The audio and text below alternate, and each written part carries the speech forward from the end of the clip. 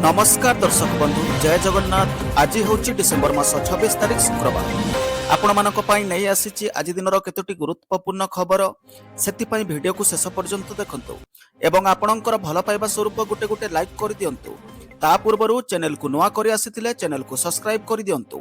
एमिति प्रतिदिन latest news सर्वप्रथमे देखिबा पाई एबे आसंतु संपूर्ण खबर उपरे नजर पकेइबा। आज प्रथम खबर सर्वभारतीय नाटक समारोह उद्घाटित। आज मंचस्थ हेबे मागुणीर सगड़ सर्वभारतीय बहुभाषी नाटक समारोह मठखाई महोत्सव गुरुवार उद्घाटित होइछि। सकाळे बलांगीर सहर उपकंठ मठखाई मंदिर नाट्य ज्योति कौशल कला मंडप को अणाजिबा परे मठखाई महोत्सवर अध्यक्ष तथा पूर्वतन मंत्री नरसिंह मिश्र यहाकु ग्रहण करी मंच सम्मुख स्थापन करी मठखाई महोत्सव उद्घाटन घोषणा करथिले। या परे सांस्कृतिक शोभायात्रा सहरर परिक्रमा करथिले। कौशल कला मंडल पड़िया सांस्कृतिक शोभायात्रा कचेरी छक पाटना छक पाटनेश्वरी मंदिर और समलेश्वरी मंदिर पुणी कौशल कला मंडल रे पहुंची देवी पाटनेश्वरी और देवी समलेश्वरी मंदिर रे पूजार्चना करा जायतिला। एथिरे सुटपड़ा घंटवाद्य महिला संकीर्तन मंडली सामिल थिले। एही शोभायात्रा रे बहु नाट्यकर और नाट्यप्रेमी सामिल होइतिले। संध्यारे नाटक समारोह आरंभ हेब। प्रथम संध्यारे ओडिया नाटक मागुणीर सगड़ मंचस्थ हेब बोली सूचना मिलिछि। परवर्ती खबर ओडिशा रे भांगिला माओवादी मेरुदंड। डीजीपी टॉप माओवादी नेता गणेश निहत को बड़ सफलता बोली कहिसंती। पुलिस डीजी गणेश निहत पर ओडिशा रे माओवादी मेरुदंड भांगीगला बोली से कहिसंती। गणेश समेत 4 माओवादी निहत होइसंती। यह एक बड़ सफलता। गुरुवार भी सर्च ऑपरेशन जारी रही। 2024 मार्च सुधा माओवादी मूल पक्ष आरंभ लक्ष्य रही।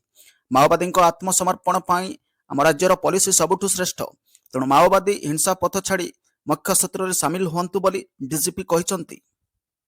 परवर्ती खबर मोस्ट पॉल्यूटेड सिटीज ओडिशा। देशर 5टी सबुठारु प्रदूषित सहर मध्य ओडिशार 3। ओडिशार वायु प्रदूषण एवं चिंताजनक स्थिति में पहुंची। प्रदूषण मामलें ओडिशार किछि सहर एवं देशर राजधानी दिल्ली को मध्य पछरे पकाई दैछंती। आज पूर्वाह्न 11टा सुधा मिलिथिबा वायुमान सूचनांक अनुसार एक्यूआई रिपोर्ट अनुसार देशर 5टी सबुठारु प्रदूषित सहर मध्य ओडिशार 3टी सहर स्थान पाइछि। सबुठारु आश्चर्यजनक तथ्य होछि 336 एक्यूआई सह ओडिशार बालेश्वर आज देशर सबुठारु अधिक प्रदूषित सहर भावे परिगणित होइछि। एही तालिकार द्वितीय स्थान रे पहुंचिछि शिल्प सहर तालचेर जेउठारे एक्यूआई 324 रहिछि। सेहिपरि 304 एक्यूआई सह बारिपदा सहर देशर पंचम प्रदूषित सहर भावे चिन्हट होइछि। एही तीनोटी सहरर वायुर मान अति खराब स्तर रे रहिछि जहाँ जनसाधारण स्वास्थ्य पर गुरुतर विपद सृष्टि करें। अन्य पक्षरे जो दिल्ली प्रदूषण पर सबुबले सारा देशर चर्चा थाए सेठे आज एक्यूआई मात्र 218 रेकर्ड करा जायछि। अर्थात दिल्ली तुलन में ओडिशार एही सहर गुड़िकर वायु अधिक विषाक्त हो पड़ी। देशर अन्य 2 प्रदूषित सहर मध्य पश्चिमबंगर हलदिया 319 एक्यूआई एवं पंजाब रूपनगर 311 एक्यूआई रही बोली खबर मिली। परवर्ती खबर बरगढ़ धनुयात्रा को शुभेच्छा जणाइले नवीन पट्टनायक।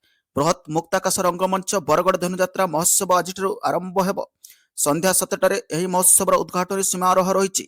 या पूर्व धनुयात्रा को स्वागत करने अपराह्न 3टारे सांस्कृतिक शोभायात्रा होइछि।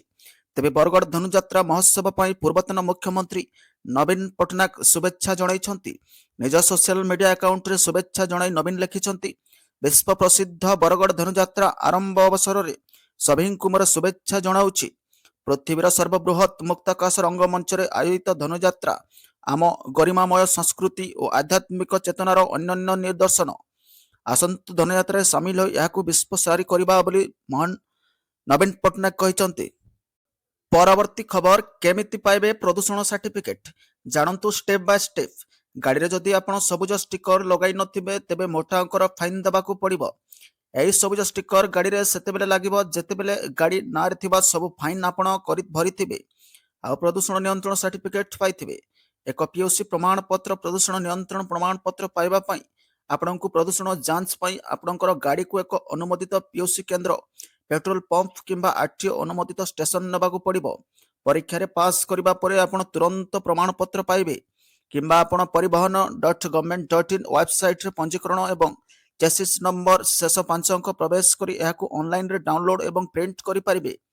ऑफलाइन रे केंद्र को जानतु आपणको गाड़ी को निकटस्थ पेट्रोल पंप किंबा अनुमोदित पीयूसी केंद्र को नियंतु। निरीक्षण पांतु ऑपरेटर गाड़ीर लाइसेंस रे एक डिवाइस स्थापन करिवे।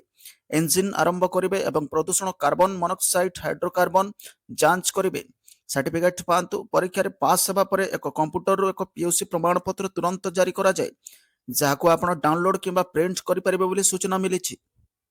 परवर्ती खबर 6 दिन रे सारी दियंतु एही जरूरी काम नहेले कटिଯିब ए सब जिंस। वर्ष शेष हेबाकू जाउछि आ मात्र 6 दिन बाकी एक गुरुत्वपूर्ण कार्य समाप्त करिवार शेष तारीख पाखे आसुछि।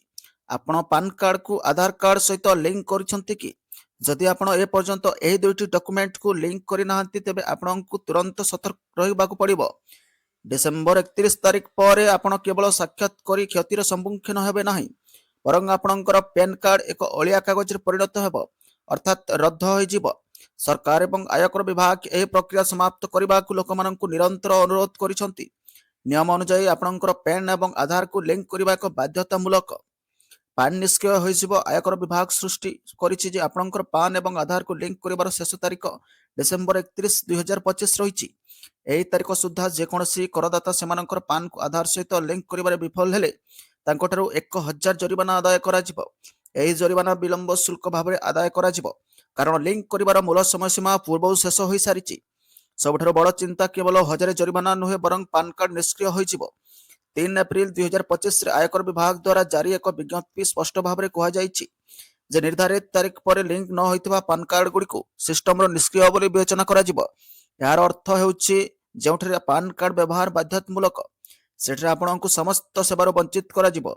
या व्यतीत जो मानकू 1 अक्टोबर 2024 पर एक नूतन पान आवंटित करा जाइछि सेमानकू मध्य डिसेंबर 31 सुधा लिंक प्रक्रिया समाप्त करबाकू पड़िबो। जदि आपणकर पान कार्ड निष्क्रिय हो जाए तेबे यह आपणकर बैंकिंग सेवा उपर गुरुतर प्रभाव पकाइबो। निष्क्रिय पान सहित आपण कोनोसी बैंक रे नूतन अकाउंट खोली परिबे नाही। केवल एतिकी नुहे जदि आपण स्टॉक मार्केट म्यूचुअल फंड किंबा इक्विटी रे निवेश करंती तेबे ताहा मध्य रद्द होइजिबो। पान कार्ड हेउछि आर्थिक कारबार पय सबठारु गुरुत्वपूर्ण डॉक्यूमेंट एवं यह बिना आपणको संपूर्ण निवेश योजना बाधा प्राप्त होई पारे बोली खबर मिलिछि। परवर्ती खबर गंजाई माफिया घरे रेड एसडीपीओ उपस्थिति चली छानभिन। कुख्यात गंजाई माफिया घरे रेड चली। आज सकाळु बौद्ध जिला सगड़ सरपंच स्वामी सुब्रत कर्मी घरे चढ़ाऊ होइछि। जिला प्रशासन चढ़ाऊ करी तांको समस्त संपत्ति बेजती करने प्रक्रिया जारी रखिछि। सुब्रत कर्मी और तांको सहयोगी माने गत किछि वर्ष मध्य अवैध निशा व्यवसाय करी आय बहिर्भूत संपत्ति अर्जन करथिबा अभियोग होइतिला। एथिपाई एही अर्थनैतिक तदंत पाई बौद्ध एसडीपीओ नेतृत्व एक टीम गठन करा जाई अभियुक्त और तांको संपर्क मानक विभिन्न ठिकाण रे तदंत जारी रहिछि। अभियुक्त सुब्रत और तांको सहयोगी मानक घरे जांच समय रे बहु गुरुत्वपूर्ण जमी जमा दलिल पत्र अलंकार और अन्य सामग्री जमत करा जाइतबा जणा पड़िछि। तेबे पूर्वरु मनमुंडा थाना सगड़ा अंचल पुलिस गत मार्च 7 तारिख रे 2 क्विंटाल 93 केजी गंजाई जबत करी सुब्रत कर्मी सह तांको 3 जण सहयोगी को गिरफ्त करी जेल हाजत को पठाइतिले। एही अर्थनैतिक तदंत समय रे एसडीपीओ लरेन राउतराय, बौद्ध तहसीलदार अनिता साहू, मनमुंडा थाना अधिकारी सस्मिता मगर, टेक्निकल टीम और पुलिस कर्मचारी सामिल होइछन्ति। तदंत प्रक्रिया जारी रहितबा बेले एसडीपीओ आईन अनुसार परवर्ती कार्यानुष्ठान नियाजिबो बोली सूचना दैछन्ति।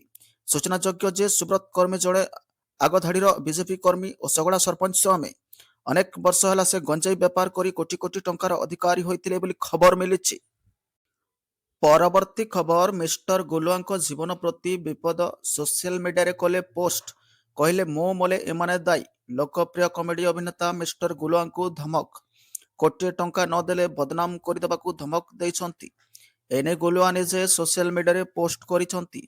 तांको जीवन प्रति विपद थिबारु सुरक्षा पाई से पुलिस रो सहायता मागिछन्ति। ओडिशार चर्चित यूट्यूबर तथा कॉमेडियन मिस्टर गुलुआ निज जीवन प्रति विपद थिबा नै सोशल मीडिया रे पोस्ट करी कहिछन्ति तांको ब्लैकमेलिंग करा जाउथबार से अभियोग आनिछन्ति। अभियुक्त माने प्रथमे 1 कोटी टंका मागिथिले, परे 50 लाख टंका देबाकू कहिथिले। टंका न देले सोशल मीडिया रे बदनाम करबा सह मारी हाथगोड़ भांगी देबाकू धमक मिलुछि। एने से बालिअंता थाना को एताल देबाकू जाइथिले, मात्र सेठरे धमक देउथबा लोकंक पत्यार थिबारु सेठारु फेरी निज अंचल छाड़ी दैछन्ति। मिस्टर गुलुआ एक अजणा स्थानरु सोशल मीडिया रे वीडियो करी प्रशासन को सुरक्षा गुहारी करिसन्ति कॉमेडियन मिस्टर गुलुआ बोली खबर मिलिछि। परवर्ती खबर विद्युत उपभोक्ता बड़ खबर। मुख्यमंत्री बड़ घोषणा। विद्युत उपभोक्ता स्वार्थ को दृष्टि रखी राज्य सरकार बुधवार अनुष्ठित कैबिनेट बैठक रे एक गुरुत्वपूर्ण निष्पत्ति नबा सह मोट 10टी प्रस्ताव को अनुमोदन करिसन्ति। मुख्यमंत्री मोहन चरण माझी अध्यक्षतार अनुष्ठित राज्य कैबिनेट बैठक पर मुख्य शासन सचिव मनोज आहूजा कहते जे विद्युत उपभोक्ता लगी 2025 एवं 26 आर्थिक वर्ष पर राज्य कैबिनेट एमएमएफबीआई स्मार्ट मीटर संयोग योजना प्रथम पर्याय को अनुमोदन प्रदान करिछि। राज्य सरकार यह नूतन पदक्षेप द्वारा राज्यर स्वल्प परिमाण 2 किलोवाट समेत विद्युत व्यवहार करुवा उपभोक्ता विशेष भाव उपकृत हेबे। यह योजना अंतर्गत स्मार्ट मीटर संयोग पर उपभोक्ता को कौन अतिरिक्त मीटर भड़ा देवाक पड़ो ना किंबा यह खुचरा जोगाण टैरिफ उपर कौन प्रभाव पकाइब नाही। यह योजना को समस्त विद्युत वितरण कंपनी यथा TP central Odisha distribution limited, TPCODL, TP western Odisha distribution limited, TP southern Odisha, TP SDL, TP northern Odisha distribution limited निजर लाइसेंस प्राप्त अंचल रे कार्यकारी करिवे। 2025 मार्च 24 रो रिटेल सप्लाई टैरिफ ऑर्डर अनुसार 2 किलोवाट पर्यंत कॉन्ट्रैक्ट डिमांड सीडी थिबा स्मार्ट मीटर उपभोक्तांक पई 1 एप्रिल 2025 रु मीटर भड़ा संपूर्ण रूपे उच्छेद करा जायछि। सेपरि 2025-26 आर्थिक वर्ष रे 2 किलोवाट पर्यंत कॉन्ट्रैक्ट डिमांड सीडी थिबा उपभोक्तांक पई 11,53,100 स्मार्ट मीटर स्थापन करने को प्रस्ताव रही। एथिमध्यरु 8,75,000 पुराना मीटर बदल में स्मार्ट मीटर लगाजिबो एवं प्राय 2,78,100 नूतन संयोग पर स्मार्ट मीटर व्यवहार कराजिबो बोली मुख्य सचिव कहते। परवर्ती खबर बड़ दिन में बड़ घटना हो हे जलीगला बस घटनास्थल में 17 जनकर मृत्यु। कर्णाटक चित्रदुर्ग जिले में एक भयंकर सड़क दुर्घटना घटी जोठे एक बस रे निआं लगी 17 जन यात्री जीवंत दग्ध हो जाइछंती। अन्य केतेक गुरुतर भाव में पोड़ी जाइछंती। समस्त आहत को गुरुतर अवस्था डाक्तरखाना रे भर्ती करा जाइछि। एक ट्रक एवं एक घरोई स्लीपर बस एते जोर रे धक्का होइतिला जे बस टी निआर गोला रे परिणत हो जाइतिला जेउथिरे समस्त 17 जनकर मृत्यु होइतिला। बुधवार विलंबित राति रे चित्रदुर्ग जिलार जातीय राजपथ 48 गोलार्थु क्रॉस निकट में एक द्रुतगामी ट्रक डिवाइडर पार हो सामना पटु स्लीपर बस सहित धक्का देइतिला। यात्री माने घटना बुझा पूर्व बस टी रास्ता मझे निआं रे पोड़ी जाइतिला। ट्रक टी हिरोर बेंगलोर एक बस टी बेंगलोर शिवमोगा अभिमुखे यात्रा करुला खबर मिले। परवर्ती खबर चांदबाली दिव्यांग नाबालिका दुष्कर्म मामला आज बीजेडी और कांग्रेस पक्षर 6 घंटा बंद पालन। यातायात ठप भद्रक जिला चांदबाली थाना अंचल में जड़े दिव्यांग नाबालिका दुष्कर्म पर हत्या घटना राज्यव्यापी आलोड़न सृष्टि होइछि। घटना को विभिन्न राजनैतिक दल पक्षर तीव्र निंदा करा जाइछि। राज्य में आईन श्रृंखलता बिगड़ी जाइथिबा बीजेडी और कांग्रेस अभियोग करिसंती। आज दुई दल पक्षर 6 घंटा चांदबाली बंद पालन करा जाउछि। सकाळु सकाळु बीजेडी पक्षर चांदबाली विभिन्न छकरे आंदोलन पालन करा जाउछि। भोर मुख्य रास्तार टायर जाली आंदोलनकारी माने रास्ता अवरोध करी आंदोलन जारी रखिछंती। बंद पालन पई परिवहन व्यवस्था एक प्रकार ठप हो जाइतिला। बस ट्रक चलाचल बंद रही। रास्तार विक्षोभकारी माने पैकेटिंग करुथबारु गाड़ी चलाचल बंद रही। सेहिभली कांग्रेस पक्षर मध्य बंद पालन करा जाउछि। नाबालिका दुष्कर्मर घटना को नहीं मंगलवार ठारू अशांत हो पड़ता चांदबाली सहर। बुधवार घटनार मुख्य अभियुक्त को पुलिस जगतसिंहपुर गिरफ कर सूचना मिली। गिरफ अभियुक्त चांदबाली थाना रामपल्ली ग्रामर सत्यव्रत दास ओरफ बबलू। एभली एक लोमटांकुरा घटना को नहीं जन आक्रोश तेजी। मंगलवार राति चांदबाली विभिन्न स्थान में रास्ता रोक थाना घेराव करा जायतिला। बुधवार दुकान बजार गाड़ी चलाचल बंद रही। अभियुक्त विरोध में दृढ़ कार्यानुष्ठान दाबी हजार हजार लोक रास्ता को ओह्लाई थिले। अभियुक्त बबलूर घर भांगी देइथिले। एथिसह स्थानीय अंचल में बेआईन निशा कारोबार बंद करने को दाबी करथिले। परे पुलिस पक्षर सरकारी जमी जबरदखल करी निशा कारोबार करुथबा उपरे बुलडोजर बुलुथला। चाहू चाहू अनेक घर माटी मिसाई देइथिला। उल्लेखयोग्य जे मंगलवार पूर्वाह्न प्राय 11 संपुक्त 10 वर्षीय दिव्यांग नाबालिका निखोज थिले। बहु खोजाखोजी करबा परे सत्वे तांकर संधान मिली नथिला। संध्यारे नाबालिका मृतदेह बालिका सेवा समवाय समिति कार्यालय पछ पट बदमुलारू मिलिथिला। पारिपार्श्विक स्थिति तांको बलात्कार परे हत्या करी फेंगी दिया जाइथिबा अनुमान करा जाइथिला। ଏହାକୁ ନେଇ ସ୍ଥାନୀୟ ଅଞ୍ଚଳରେ ଉତ୍ତେଜନା ପ୍ରକାଶ ପାଇଥିଲା। ଅଭିଯୁକ୍ତକୁ ତୁରନ୍ତ ଗିରଫ ଦାବିରେ ଲୋକେ ରାସ୍ତା ଅବରୋଧ କରିବା ସହ ଥାନା ଘେରିଥିଲେ। ପରିସ୍ଥିତି ଅଣାୟତ୍ତ ହୋଇଥିଲା। ଏସପି ମନୋଜ ରାଉତ, ଅତିରିକ୍ତ ଏସପି ସ୍ୱରୂପ ବେହେରା, ଚାନ୍ଦବାଲି ଏସଡିପିଓ ତ୍ରିଲୋଚନ ସେଠୀ, ଥାନାଧିକାରୀ ପରେଶ ମହାନ୍ତିଙ୍କ ସମେତ 10ରୁ ଅଧିକ ଇନ୍ସପେକ୍ଟର ଘଟଣାସ୍ଥଳରେ ପହଞ୍ଚିଥିଲେ। 4 ପ୍ଲାଟୁନ ପୋଲିସ ଫୋର୍ସ ମୁତୟନ ହୋଇଥିଲେ। ଅଭିଯୁକ୍ତକୁ ଧରିବାକୁ ପୋଲିସ ପକ୍ଷରୁ 4ଟି ଟିମ୍ ଗଠନ କରାଯାଇଥିଲା। ଏସପି ଶ୍ରୀ ରାଉତ ତଦନ୍ତର ନେତୃତ୍ୱ ନେଇଥିଲେ। ଅଭିଯୁକ୍ତ ଜଗତସିଂହପୁର ଜିଲ୍ଲାର ନିଜ ଶ୍ୱଶୁର ଘରେ ଲୁଚିବା ଜଣାପଡ଼ିଯାଇଥିଲା। ପରବର୍ତ୍ତୀ ଖବର, ସେନାର ଯବାନଙ୍କ ପାଇଁ ବଦଳିଲା ସୋସିଆଲ ମିଡିଆ ନିୟମ। କେବଳ କଣ୍ଟେଣ୍ଟ ଦେଖିପାରିବେ, କରିପାରିବେନି ଲାଇକ୍, କମେଣ୍ଟ କିମ୍ବା ପୋଷ୍ଟ। ଭାରତୀୟ ସେନା ସୋସିଆଲ ମିଡିଆର ବ୍ୟବହାରକୁ ନେଇ ନିଜ ନୀତିରେ ଏକ ଗୁରୁତ୍ୱପୂର୍ଣ୍ଣ ପରିବର୍ତ୍ତନ କରିଛି। ଏବେ ସେନାର ଯବାନ ଓ ଅଧିକାରୀ ଇନଷ୍ଟାଗ୍ରାମର ଉପଯୋଗ କେବଳ ଦେଖିବା କିମ୍ବା ନଜର ରଖିବା ଉଦ୍ଦେଶ୍ୟରେ କରିପାରିବେ। ସେମାନେ କୌଣସି ପୋଷ୍ଟରେ କମେଣ୍ଟ କିମ୍ବା ଲାଇକ୍ କରିପାରିବେ ନାହିଁ। ଏହି ନିର୍ଦ୍ଦେଶ ସେନାର ସବୁ ୟୁନିଟ୍ ଓ ବିଭାଗ ପାଇଁ ଜାରି କରାଯାଇଛି। ସୂତ୍ର ଅନୁଯାୟୀ ସୋସିଆଲ ମିଡିଆ ବ୍ୟବହାର ସମ୍ବନ୍ଧୀୟ ନୂତନ ନୀତି ସମାପ୍ତ ସେନା ୟୁନିଟ୍ ଏବଂ ବିଭାଗକୁ ଜାରି କରାଯାଇଛି।